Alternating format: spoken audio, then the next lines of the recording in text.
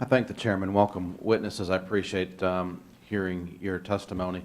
I want to pick up on a couple of things that I've heard from my colleagues up here. Congresswoman Lee indicated, and I was moved by her statement, that she wouldn't be here but for the grace of God, and then listed a litany of government programs. I want to focus on the grace of God a little bit, by extension at least, by asking you about faith-based nonprofits, secular nonprofits, and ask your opinion, Mr. Haskins and Mr. Winship, if government involved in this poverty business displaces private sector nonprofit charity work, what the effect is. Mr. Haskins? Well, we still have more nonprofit charity work than any country in the world. Part of our American exceptionalism, I think. What? Part of our American exceptionalism, I think. Yeah, I agree. I mean, there are a lot of factors involved. Maybe it would be even higher if it weren't for welfare programs, but that's a pretty chancy, dicey, that we're going to cut welfare to increase the involvement in the private sector. I think there are other ways we should do it, and we should do it. I'm fully supportive. I said that in my testimony. I've been saying it for years, that the small organizations at the local level, including religious organizations, should play a bigger role than they do. They already play a big role, but they could play a bigger role. And anything we can do... I'm sorry, do you think it's the government dampening that? There right? could... If I'm giving my extra right. money, right, if it's being, if it's being confiscated by the government, the fruits of my labor, if my property is being confiscated by the government so it can distribute it and use it how it wishes. That makes sense, and I think it's partly true, but it's hard to prove. It's hard to prove, so no definitive studies or anything like that. Do you have faith in the faith-based sector? Yes. Okay. Mr. Winship, same question to you. So I agree with what Ron said. I don't think that we would want to rely primarily on local organizations, religious or not. Why not? If I could just finish, for our income support, where I do think we ought to be relying more on them. And this program of sort of child investment vouchers that I've proposed, I think, would leverage local religious organizations.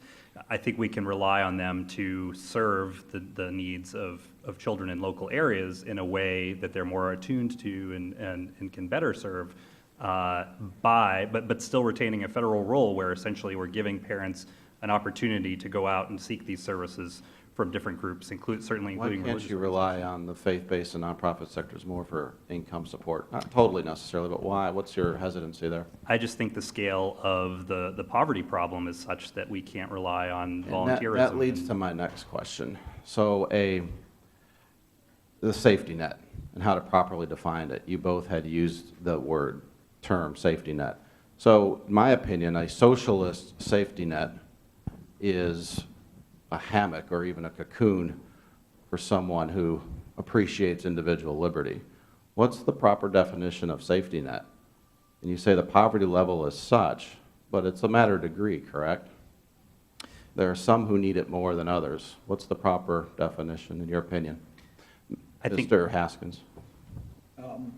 I think there are two functions of these kind of programs. One is to support low-income working families who cannot earn enough to support a family, and almost nobody would call that pure welfare because you're supporting work. But there are people who are dependent on welfare, and there's, at least we don't have a vote on this. It's hard to tell exactly what it is, but there's some minimal level, and our level is pretty minimal. The important thing is that you cannot get out of poverty just with welfare benefits. So you've got to work in order to get out of poverty, and I think that's a pretty good line of demarcation. Thank you. Mr. Winship.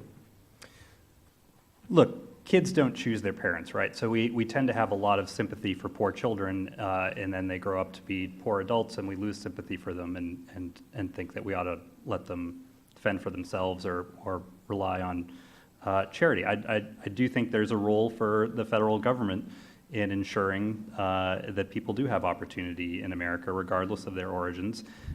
We are very different from European countries in how little... My question is, what is your definition, in your opinion, of the social safety net? What's the proper, how big is it? What does it cover? Who does it cover? I don't think it should be any bigger than it needs to. I don't think it should be any smaller than it needs to. What's the need? I would move more towards what we currently look like rather than moving more towards what Europe looks like, for sure. Thank you. Thank you. I yield.